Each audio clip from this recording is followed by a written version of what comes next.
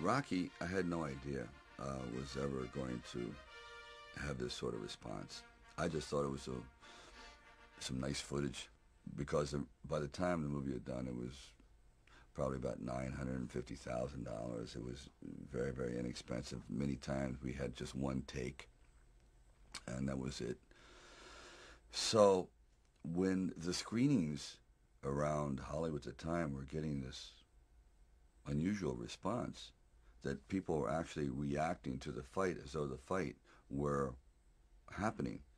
I thought, wow, they're really invested in these characters, and I was starting to get phone calls from very, very celebrated people around town. I said, wow, this could be it. This actually is going to work.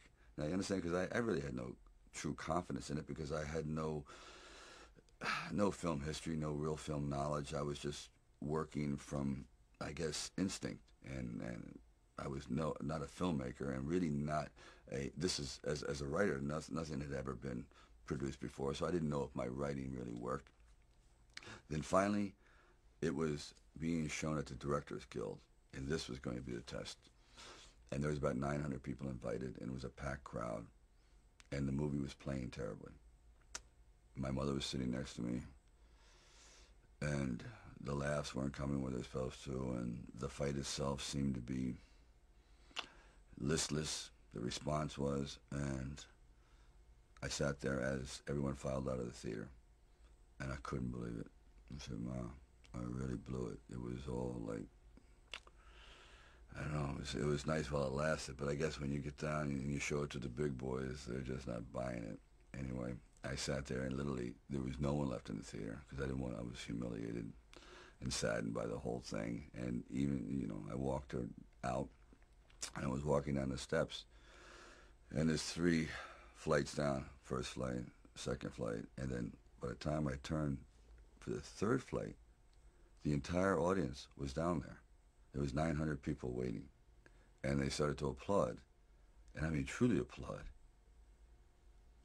And I said, how could you doubt me, Mom? I'm shocked.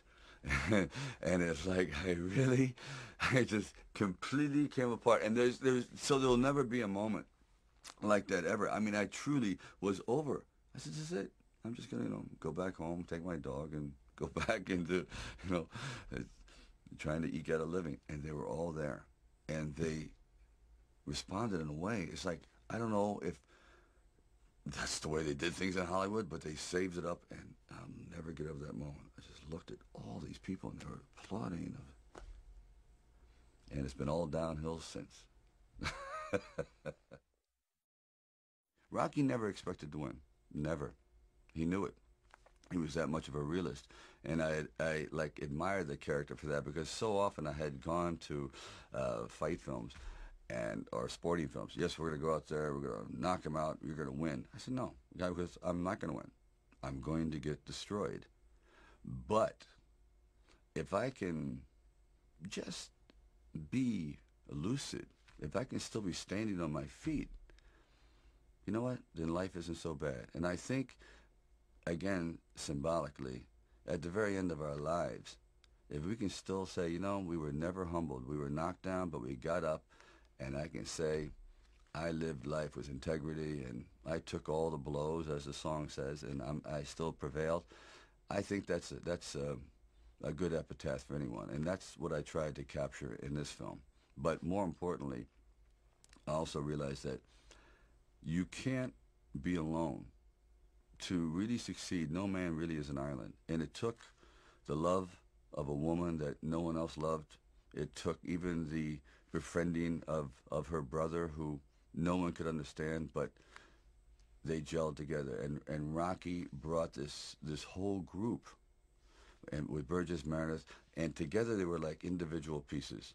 But together they made a whole entity, a whole person. And I think, personally speaking, that's happened to me too. When you find the right components in your life, the right people that gel with you, then you feel as though you're invincible. It may be a fallacy, but you at least feel as though you can take all that life has to dish out.